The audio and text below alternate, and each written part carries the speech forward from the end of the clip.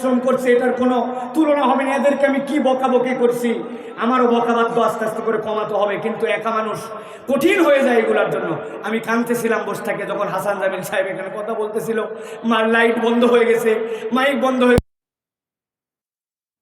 আজকের এটা সব এলোমেলো হয়ে যেত। 40 মিনিট একটা লোক এখানে বসেছে, তাই না ভাই?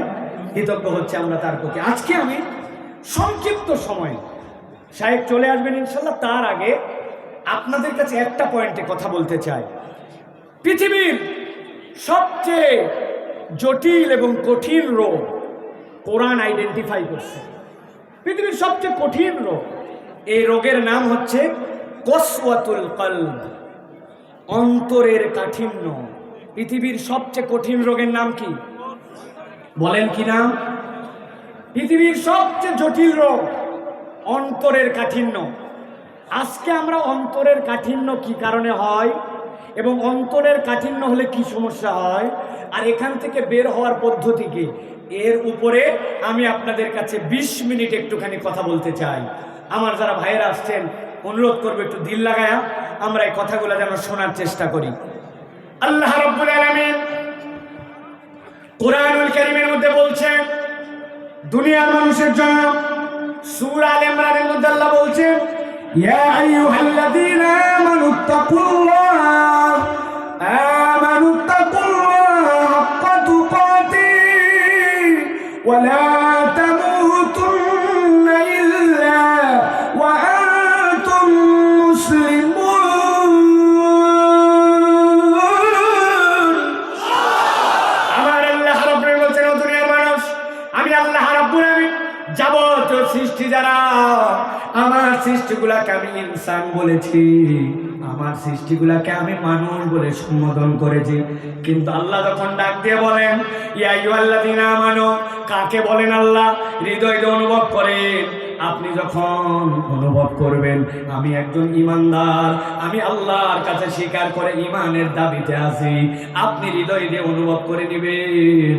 আল্লাহ যখন বলেন ইয়া আইয়ুহাল্লাযীনা আমানু, আল্লাহ আর কাউকে বলেন নাই, আল্লাহ তার আদরের বান্দা প্রতিটা ঈমানদার আর সেই ঈমানের দাবিদার হিসেবে যেন আমাকে ডাক দিয়ে বলতেছেন, ও সাইফুল্লাহ তুমি না ঈমানের দাবি করছো, ও আব্দুল্লাহ, ও আব্দুর রহমান, ও মাসুদ তুমি যে ঈমানের দাবি করছো, আমি আল্লাহ তোমাকে আদর করে ডাক দিয়ে বলছি ইয়া আইয়ুহাল্লাযীনা আমানু।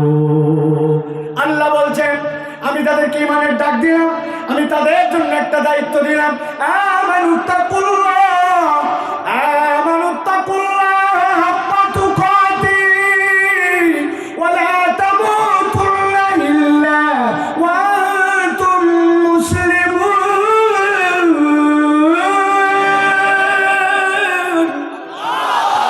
আমি আল্লাহ দায়িত্ব দিলাম, আল্লাহকে ভয় করো, আল্লাহ রাব্বুল আলামিনকে ভয় করো, তাকওয়ার পথ অবলম্বন করো। আর আমি আল্লাহ বললাম ওয়ালা তামুতুন্না, কখনো তোমরা মৃত্যুবরণ করো না। আল্লাহর জন্য তামুতুন্না নুনের উপরে সকিলা লাগে না, কিন্তু আল্লাহ বলছেন কখনোই যেন তোমার এই অবস্থা না হয় যে তোমার মরণ হয়ে গেছে আর তোমার ঈমান তোমার সাথে ছিল না। আল্লাহ রাব্বুল আলামিন বলছেন তোমার দায়িত্ব দিলাম, ঈমান আনার পরে ওই ঈমানের দাবিতে মুসলমান হয়ে তুমি আল্লাহ রাব্বুল আলামিনের কাছে সমর্পিত হও। এখন জিজ্ঞাসা, আল্লাহ রাব্বুল আলামিন আমাদেরকে মুসলমান হতে বললেন, কিন্তু আল্লাহ রাব্বুল আলামিন কেন এই কথা বললেন? আল্লাহ কোরআনে নিজে আয়াতের তাফসীর করেছেন, অন্য আয়াতে কারিমার মধ্যে আল্লাহ বুঝাতে চান তোমাকে যে আমি মুসলমান হয়ে মরতে বললাম, ও বান্দা দুনিয়াতে তোমার টাকা থাকতে পারে, বাড়ি থাকতে পারে, গাড়ি থাকতে পারে, অনেক সম্পদ তোমার থাকতে পারে, কিন্তু এমন একদিন আল্লাহর সামনে আসবে, ওই দিন আল্লাহর সামনে এগুলা পাওয়ার কাজ দিবে না। 4 বার পর পর আমার সাথে বিরাট বড় বাহিনী আছে, ব্যালিস্টিক ক্ষেপণাস্ত্র, দুনিয়ার সব ক্ষমতা আমার। আমার আল্লাহ বলছে ইয়াউমা লা ইয়ানফাউ মালুন ওয়ালা বানুন ইল্লা মান আতাল্লাহ বিকলবিন সালিম। এই দুনিয়ার মানুষ, আল্লাহর সামনে যেদিন তুমি হাজির হবে, ইয়াউমা লা ইয়ানফাউ মালুন ওয়ালা বানুন, ওই দিন তোমার তোমার সম্পদ কাজ দিবে না, ওই দিন তোমার পাওয়ার কাজ দিবে না। ইল্লা আমানাতাল্লাহ বিকলবিন সালিম, ওই দিন আল্লাহর কাছে তুমি মুসলমান হিসেবে না আসলে ওই দিন তোমার কোনো দাম নাই। এখন কথা হচ্ছে মুসলমান কি দিয়া হয়? দাড়ি রাখছে, জুব্বা আছে, বিরাট বড় অবস্থা, বাহ্যিক চলাফেরায় মনে হচ্ছে মুসলমান মুসলমান, কিন্তু অনেক সময় তো মুসলমানের সাথে তালগুল পাঠায় ফেলে আমরা। রবীন্দ্রনাথ ঠাকুরের কেউ যদি নাম না জানতো তাহলে ওর যে জুব্বা ছিল আর যে বড় দাড়ি, সর্বোচ্চ বলতে পারতো মোষটা একটু ছোট করা দরকার, তাহলে পুরা ঠিক হতো। কিন্তু বুজুর্গ মানুষ হয়তো সময় পায়নি জন্য মোষ কাটে নাই, না চিনলে তাই বলতো, ঠিক না? তার মানে আপনার এইটাতে বুজুর্গি হয় না। বুজুর্গির জায়গা আপনার অন্তরটা ঠিক করা লাগবে। আল্লাহ রাব্বুল আলামিন বলছেন এই জন্য দুনিয়ার মানুষ ভালো করে খেয়াল করো, আলাম ইয়ানি লিল্লাযিনা আমানু আন তাখশা কুলুবুহুম লিযিকরিল্লাহ। এত ওয়াজ এত কথা বলার পরেও তোমাদেরকে সময় হয় না আল্লাহর জিকিরে তোমাদের অন্তরটা একটু নরম করা। কেন আল্লাহ এই কথা বললেন? অন্তর কেন আপনার নরম করতে হবে? আপনার অন্তর নরম না করলে সমস্যা কি? আর আপনার অন্তর যদি আপনি নরম বানাতে চান কেমনে সম্ভব? আল্লাহ রাব্বুল আলামিন উদাহরণ দিয়েছেন, দুনিয়ার মানুষ অন্তর যদি কারো বিগড়ায় যায় দুনিয়ার তার সব বিগড়ায় যায়। আমার নবী বলেছেন, ইযা সলুহাত সলুহাল জাসাদু কুল্লু ওয়া ইযা ফাসাদাত ফাসাদাল জাসাদু কুল্লু। আপনার অন্তর ঠিক তো সব ঠিক, অন্তর ঠিক নয় তো কোনো কিছুই ঠিক না। গভীর মনোযোগে একটা উদাহরণ মাথার মধ্যে নিয়ে নেবেন। জান্নাতে যদি আমরা যেতে চাই, জান্নাতে যাওয়ার জন্য আমাদের এক নম্বর যেটা দায়িত্ব সেটা হচ্ছে অন্তরের একটা ফিটনেস সার্টিফিকেট লাগে। কি লাগে? পত্রিকার মধ্যে বিজ্ঞাপন আসছে, সেনাবাহিনীতে সেকেন্ড লেফটেন্যান্টের লোক নেওয়া হবে। আপনি যদি সৈনিক হিসাবে ঢোকেন আপনার সর্বোচ্চ কোণ পর্যন্ত ওয়ারেন্ট অফিসারের পরে আর পদ হয় না, কিন্তু সেকেন্ড লেফটেন্যান্ট দিয়ে যদি যান তাহলে আপনার কমিশন হতে হতে ব্রিগেডিয়ার হয়ে যেতে পারেন। তিনটা শর্ত, উভয়টাতে এসএসসি এইচএসসিতে সেকেন্ড ডিভিশন, 2 নম্বরে 6 ফিট লম্বা, 3 নম্বর কোনো রকম থানাতে তার নামে ফৌজদারি মামলা থাকা চলবে না, আর 4 নম্বর শর্ত তার জন্য ওই ছেলেটাকে শারীরিকভাবে ফিট হতে হবে। আপনার গ্রামের এক ছেলে লাভ দিয়ে উঠছে এটা দেখে, বেটা আমি 6 ফিট লম্বা, উভয়টাতে গোল্ডেন এ প্লাস, থানাতে আমার কোনো ক্লেম নাই, আবেদন জমা দিয়ে দিছে। আবেদন যখন রিপ্লাই তার কাছে আসছে অমুক তারিখে ঢাকা ক্যান্টনমেন্টে যাবে, ওই ছেলে তো আনন্দে বগল বাজাতে বাজাতে কাগজপত্র সব নিয়ে চলে গেছে। যাওয়ার পরে বলছে সার্টিফিকেট দেখে বলছে, আরে চাইছিলাম সেকেন্ড ডিভিশন, তোর তো উভয়টাতে গোল্ডেন এ প্লাস। ওকে, থানা ক্লিয়ারেন্স, বাপ দাদার বংশে কারো কোনো রকম এরকম কোনো ফৌজদারি মামলা নাই। ওকে, এবার হাইট মাপো। ও গেছে, যাওয়ার পরে বলছে, বেটা চাইছি 5 ফিট 6 ইঞ্চি, আর তুই বেটা 6 ফিট নিচ দিয়ে যা। ওকে নিচ দিয়ে বার করছে, খালিগা হও। খালিগা করার পরে এবার বলছে সামনের দিকে 2টা হাত সোজা করে দিয়া সোজা হয়ে দাঁড়াও। ওই ছেলে এবার সামনের দিকে 2 হাত সোজা করছে, ডান হাতটা সোজা, বাম হাতটা অল্প একটুখানি বেঁকা। ওকে যে ইনস্ট্রাক্টর বলছে, ব্যাক কল কোথাকার, বাম হাত সোজাকার। বলছে, স্যার জন্মের থেকে আমার বাম হাতটা 4 আঙ্গুল একটু বাঁকা। বুঝে থাকলে বলে উভয়টাতে গোল্ডেন এ প্লাস, 6 ফিট লম্বা, থানা ক্লিয়ারেন্স আছে, কিন্তু বাম হাতটা যদি একটুখানি বাঁকা হয় ওই ছেলেটাকে কি ওই সেনাবাহিনীর কমিশন র্যাঙ্কে চান্স দিবে? যারা বললেন না তারা আমার উপর রাগ করে আছেন, সেনাবাহিনীর উপরে রাগ, তো কথা বললেন না যে ওই ছেলেকে কি চান্স দিবে? আবার আল্লাহ রাব্বুল আলামিন কোরআনে কি বলছেন খেয়াল করেন। আল্লাহ বলছেন, কুল ইয়া আইয়ুহান নাস কুল জাআতকুম মাউইযাতুন মির রাব্বিকুম ওয়া শিফাউন লিমা ফিস সুদুরি ওয়া হুদাও ওয়া রাহমাতুল লিল মুমিনিন।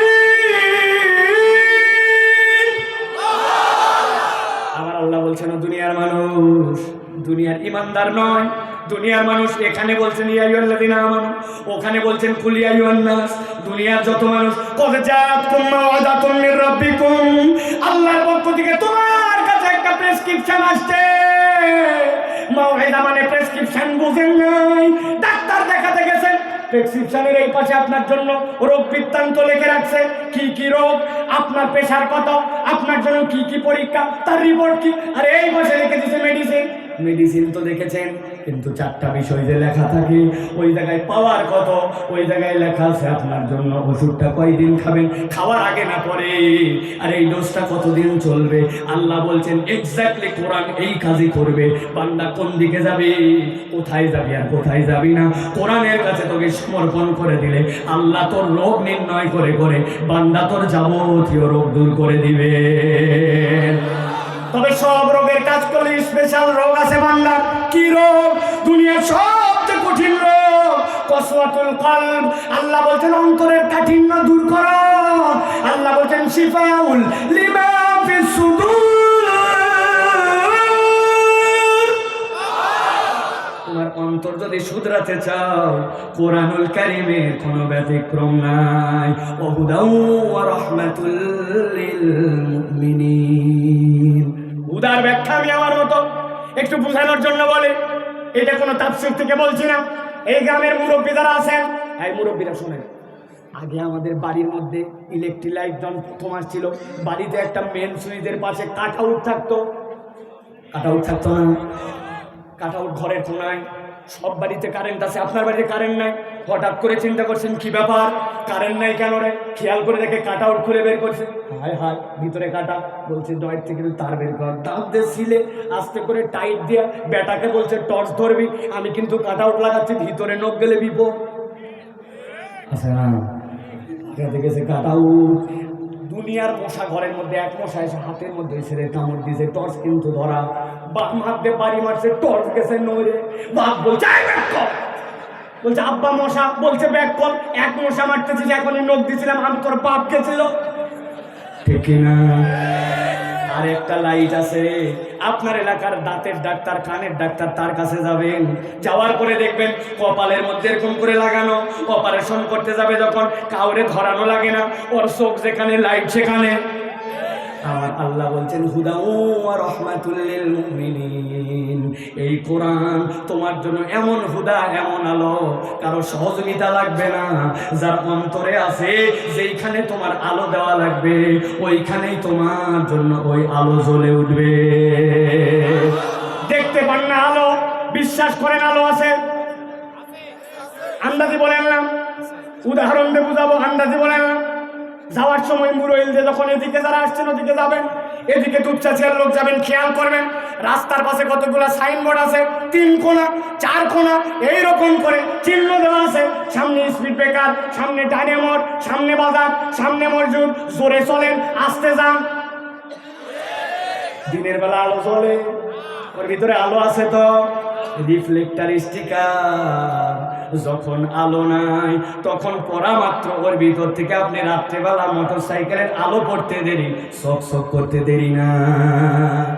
আব্বার সাথে প্রথম পার হচ্ছিলাম যমুনা সেতু, যখন উদ্বোধন দারুস সালামে যাচ্ছি, আমি তো পুরা যমুনা সেতু দেখি প্রত্যেক খুঁটির গোড়ায় আলো। কিন্তু আলোর পরে পিছনে যখন এরকম করে তাকাই, আব্বাকে বললাম আব্বা এত তাড়াতাড়ি আলো বন্ধ হয় কেমন করে? আমাদের গাড়ি পার হওয়ার পরে আলো বন্ধ হয়। আব্বা বলছে বোকা ছেলে, আলো বন্ধ হয় না, ওটা একটা স্টিকার লাগানো আছে, আলো পড়লে জ্বলে, যেই আলো পড়বে নতুন তারটাই জ্বালাবে। ভালো করে বোঝেন, কোরআন হচ্ছে আপনার জন্য হুদা। একবার যদি অন্তরে ধারণ করেন, এমন আলো জ্বলবে, দুনিয়ায় আলো, কবরে আলো, ওই পরকালেও আলো। সুবহানাল্লাহ। তাহলে দুনিয়ার সবচেয়ে কঠিন রোগের নাম হচ্ছে অন্তরের কাঠিন্য। প্রিয় ভাইরা, অন্তর কেমন কঠিন হতে পারে আল্লাহ উদাহরণ দিয়েছেন। সংক্ষেপ, আমি একটু তাড়াহুড়া করতেছি, কেননা শাইখ আহমদুল্লাহ এখনই চলে আসবেন, আমি যেন কথাগুলো আপনাদের কাছে ডেলিভারি দিয়ে দিতে পারি। অন্তর কেমন কঠিন হতে পারে একটা উদাহরণ দেখেন। আল্লাহ ফেরাউনের উদাহরণ দিয়েছেন। এই ফেরাউনের কওম মুসা আলাইহিস সালাম তাদের পুরুষদেরকে মেরে ফেলে, তাদেরকে দাস বানায় রাখছে, তাদেরকে কোনো রকম স্বাধীন তাদেরকে চলতে দেয় না। যত ফেরাউনের নিকৃষ্ট কাজ যেগুলো আছে, কষ্টের কাজ, সব ওই মুসা আলাইহিস সালামের কওমের লোকদেরকে করা হয়। আল্লাহ ওই ফেরাউনের কওমকে মুক্ত করে দিলেন। কেমন মুক্ত? 12টা রাস্তা বানায় পার করে দিলেন। আল্লাহ দেখালেন ফেরাউন ডুবে গেছে, ফেরাউন শেষ, কিন্তু আল্লাহ বলছেন অন্তর কঠিন কেমন হতে পারে দেখো। আল্লাহর জ্বলন্ত নিদর্শন দেখার পরেও তারা কি করলো? সুম্মা কাসাত কুলুবুকুম মিন বাদি যালিকা ফাহিয়া কাল হিজারাতি আও আশাদ্দু কসওয়া। আল্লাহ বলছেন আল্লাহর এইরকম ডাইরেক্ট নিদর্শন দেখার পরেও ওদের অন্তরটা পাথর অথবা পাথরের থেকেও বেশি শক্ত হলো। নাউজুবিল্লাহ বলেন। কি শিক্ষা? আল্লাহর নিদর্শন, আমাকে ঈমান পেয়ে গেছি, আমি মুসলমানের ঘরে চলে আসছি, আল্লাহর রহমতে নামাজ পড়ি, এইটুকুতেই এইরকম ইনশিওর করা যাবে না যে আমার অন্তরের কাঠিন্য আসে নাই।